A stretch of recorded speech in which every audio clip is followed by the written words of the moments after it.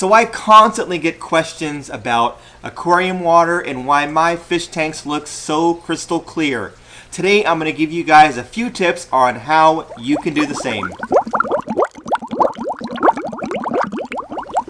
Hey fish friends, how's it going? Zenzo with Tazawa Tanks. Today I'm going to talk about keeping your aquariums looking super crystal clear, and just a few simple tips that are pretty easy to follow. Nothing that's like some trade secret, and it's just things that I've done over the years that have helped me have tanks that look really clean.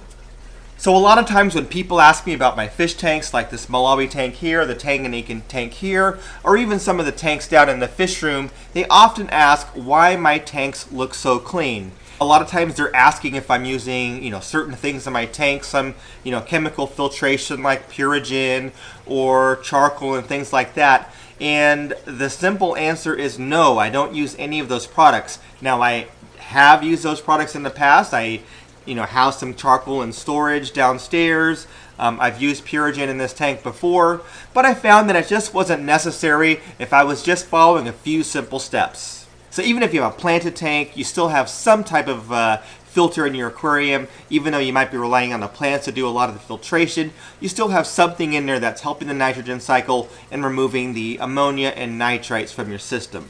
So with your filter, it's pretty simple. It's all about flow and floss. So what that means is in your aquarium you have some type of filtration, and that filter has a water flow that flows through the filter. So essentially what that means is how often does water flow through the filter in a given period of time. Usually it's calculated by gallons per hour. So if you see like a pump, the pump is going to have a rating of how many gallons per hour, as would your canister filter or your hang on the back filter.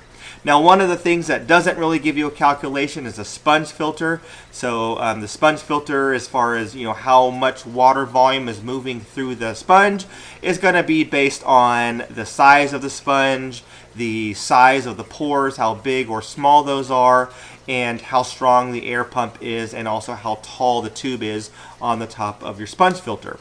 But all of these filters do polish the water, and they do it in different ways. So when I say floss, what I mean by floss is that is the fine material that you use to kind of strain the water, whether it be a polyester batting that you picked up from Walmart, or if you're using some type of cartridge filter that goes in your hang on the back filter, or if it is some kind of matting or some sponge that's in your canister filter, or even the sponge itself in the instance of a sponge filter. That sponge essentially is filtering particles out of the water, and that is helping to make your water clean. So a simple tip as far as keeping your water looking clear is to make sure that you have some kind of filter that is moving water through it, and there's something in that filter that is catching particles and trapping them that you can then remove later. Now, sometimes you might take like a power head and put a power head in your aquarium and attach like a little cup or like a cut open water bottle, and you can stuff it with some polyester filling, and that will also help polish your tank. And I've done that before, but as long as you have something that's helping to catch particles in your tank, that is going to be polishing your water. Second tip, and this has nothing to do with the water itself, but more of an effect, and that's lighting. So if you have a bright light, and if you move that light to the front of your tank, it typically has kind of a brighter look on the fish and makes the tank look a little bit clearer in the front. And also the color of the light. So if you have a bulb that's maybe more on the yellowish side, it might not look as crystal clear as something that might be on the blue side. Now, depending on what you have on your tank, that's going to be, that's going to determine what type of lighting as far as color you're going to want. So like in an African cichlid tank, I like to see the blues pop because there's a lot of blues in the fish. In the planted tank, there's some other colors in the spectrum because that's what the plants need. But the color of the light and how bright that light is going to affect how your water looks. The other thing with lighting, and this does have to do with water quality, is how long do you have the lights on. So if you have the lights on for 12 hours a day, you're probably going to get some type of algae on your glass, or even you might have some algae in the water column itself. So if that's the case, turn the lights down, don't have them on as often, put them on a timer. The less duration of time that your lights are on, the more likely it is that you're going to have a clearer tank or a clearer looking tank because the glass is going to be free of algae. The next tip, and this is a perfect segue, is clean your glass. So if you have your lights on and you have your lights on for 8 or 10 hours a day, you're going to get some type of algae and other stuff that kind of grows on the glass.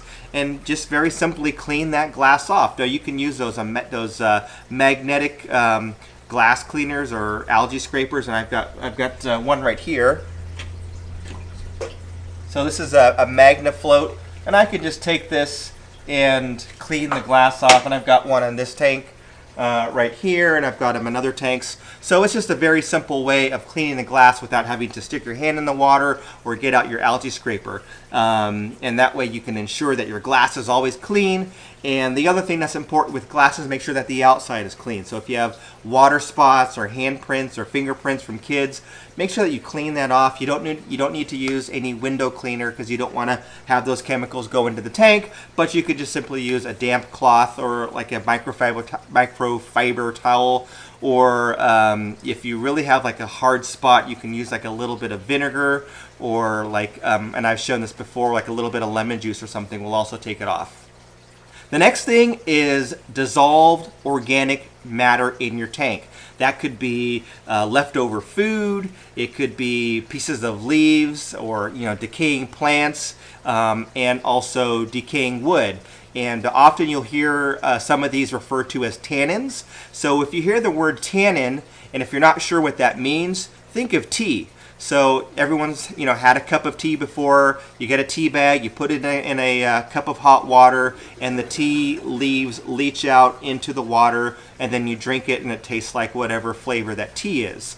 So those tea leaves in your hot water, in your coffee mug or your teacup, they are leaching tannins into the cup, and that's what happens in your aquarium. So if you have lots of driftwood or decaying plant matter or leaf litter, that will release some tannins into the water. Now in some cases that's a desired effect. You might be keeping like a black water tank or a brown water tank, and you have certain fish that really need those tannins, whether they be certain shrimp or certain fish. So in those cases you're going to kind of go for that effect where the tank is kind of tea colored, but a lot of times people don't like that, and it is important to make sure that you know that the reason why your water might be brown looking is because of the wood in your tank or other organic matter that is decaying. And the last tip, and it's really not rocket science, it's just water changes. So obviously if you have an aquarium and you don't do a lot of water changes, a lot of those things that I just brought up are going to build up, whether it be algae on the glass, whether it be tannins in the water from dissolved organics or leftover food. It might be algae in the water column itself, etc. So if you clean your tanks more frequently, then you have a better chance of having really clear looking water. Now I understand that that's not always the desired effect. You might be looking for something that's kind of a biotope that's like a South American stream, and you want it to kind of look kind of brownish and murky and having stuff around, and that is really cool too. But a lot of people do want really clear tanks, and if you do want a clear tank, you have to roll up your sleeves, get your elbows wet, clean your tanks, and do water changes. Now in this tank, and I've talked about this many times, I do water changes about twice a week. It's an overstock cichlid tank, and that's just what I have to do to keep the nitrate levels low. In this tank, I change the water less volume than this one. About half the amount of water or percentage is being changed in here, and I'm only doing it once a week. Now there are a lot of fish in here, but they're smaller fish, not the same bioload. So when I'm feeding my fish, about 3 times as much food goes in this tank as it does in that tank. So that kind of helps me determine how much waste is happening from the food that's going into the tank. So that was it, just a few simple tips to help you keep your water clean. Now there are other methods, other types of mechanical and chemical filtration that you could use, that some of them might be more elaborate or some of them might be more costly. But I just wanted to share with you a few simple things and things that you can do, pretty much any aquarium keeper can do, to make sure that your water stays clean looking. If you like this video, give it a thumbs up. Thanks for watching. We'll catch you on the next one.